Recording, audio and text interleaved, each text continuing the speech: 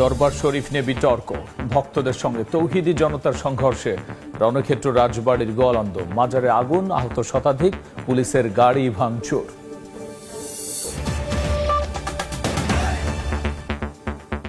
দরবার শরীফ নিয়ে বিতর্ক থেকে উত্তেজনা, ভক্তদের সঙ্গে তৌহিদি জনতার সংঘর্ষে রণক্ষেত্র রাজবাড়ির গোয়ালন্দ, মাজারে ভাঙচুরের পর দেয়া হয়েছে আগুন, আর এতে উভয় পক্ষের শতাধিক আহত হয়েছেন।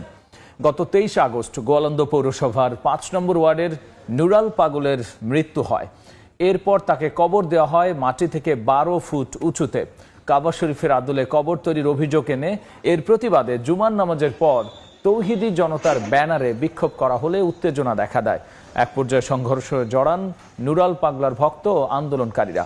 ঘণ্টাব্যাপী চলে ধাওয়া পাল্টা ধাওয়া ও ইট পাটকেল নিক্ষেপ। ভাঙচুর করার পর আগুন দেওয়া হয় দরবার শরীফে। এতে উভয় পক্ষের শতাধিক লোকজন হন আহত। পরিস্থিতি নিয়ন্ত্রণের চেষ্টা করলে হামলা চালানো হয় পুলিশের ওপরও। ভাঙচুর করা হয় গাড়ি, পরে সেনাবাহিনী এসে পরিস্থিতি নিয়ন্ত্রণে আনে।